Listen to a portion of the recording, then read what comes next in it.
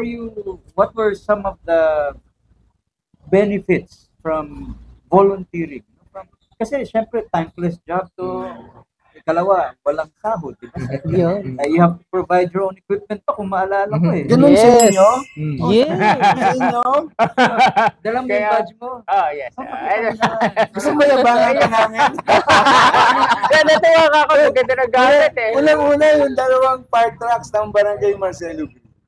Hindi volunteer contribution.